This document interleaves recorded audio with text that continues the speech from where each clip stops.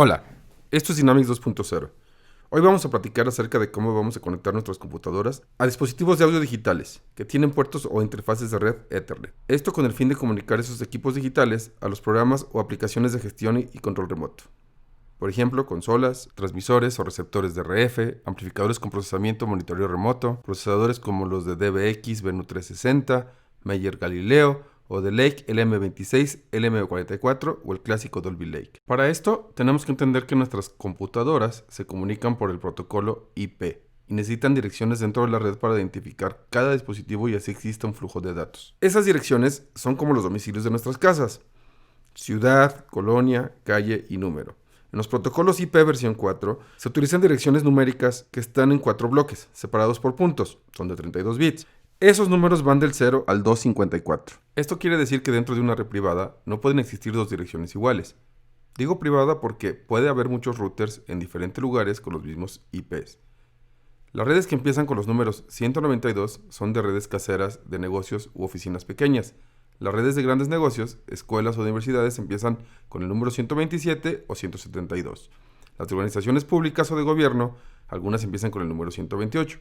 Y las redes de corporaciones transnacionales comienzan con el número 10. Estas están reservadas para este uso y solo pueden existir detrás de un router, aunque no sé si sea una regla internacional. A diferencia de las IP públicas, que utilizan las que empiezan con diferentes números a los anteriores, y la mayoría son fijas o estáticas. En la mayoría de los casos de las redes privadas, los IP se asignan automáticamente y dinámicamente. Estas direcciones las asigna un servidor que se conoce como DHCP, que es una cosa que está dentro de los routers o modems de internet y se encarga de darle esos números a cada aparato dinámicamente. Quiere decir que estas direcciones, el DHCP las cambia continuamente. Hay otros casos de redes donde no hay router o servidor DHCP y se usa un concentrador, que se conoce como switch, lo que conocemos nosotros como un splitter, que interconecta varios equipos, pero no asigna direcciones IP automáticamente, entonces se asignan IPs manualmente, que se conocen como IPs estáticas, pero no hay nada que las cambie, pero sí debemos decirle a nuestra tarjeta de red si la dirección será de DHCP o de IP fija. Existen equipos que no tienen la capacidad de IP dinámica, como las consolas Yamaha M7CL y los procesadores Clark Technic DN8000, por mencionar algunos. Y otros, como las consolas Digico SD Series, que de fábrica les ponen una IP fija y no podemos usar routers con DHCP activado. Y la mayoría de las veces hay que configurar nuestra red con IPs estáticas o fijas. Otra manera, como nosotros trabajamos en instalaciones o montajes de conciertos, es la que conectamos nuestra laptop por el cable de red directamente a nuestros equipos, y no hay un router ni switch entre ellos. Entonces, no hay nada que asigne direcciones IP a cada uno.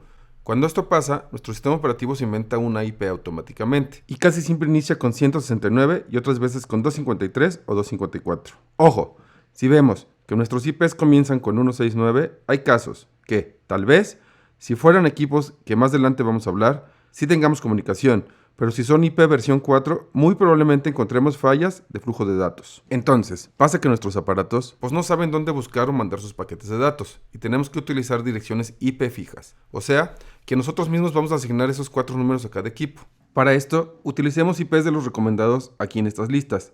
Evitemos IPs que comiencen con 169. Utilicemos cifras iguales en los 3 primeros bloques y, en el cuarto bloque, cuidemos el último dígito, que no sea igual. Solamente pongamos números que sean del 2 al 252. Recordemos que siempre esté dentro de este rango. Después del tercer punto, en cada dispositivo, en el último bloque, darle diferente número al último dígito. Aquí, en Dynamics 2.0, vamos a ver cómo configurar nuestras tarjetas de red en diferentes equipos de audio y en computadores u ordenadores de Apple o de Windows 10. Y también vamos a ver que hay casos en equipos más modernos o de última generación que no es necesario configurar nada de esto, porque se comunican por la MAC address o por direcciones IPv6 que son de 128 bits. Estos equipos tienen capacidad de comunicar o transferir audio digital por la misma red de datos. Usan lenguajes como ABB, Dante o SoundGrid, por mencionar algunos. Estos son protocolos más complejos y pueden encontrar sus direcciones de otras maneras, sin necesidad que nosotros como usuarios no configuremos nada. Regresando a las direcciones IP versión 4, que son las que vamos a configurar, de nomás 4 bloques, separados por 3 puntitos, hay otra cosa que se llama máscara de subred o subnet mask, que son como los códigos postales internos dentro de la misma red privada.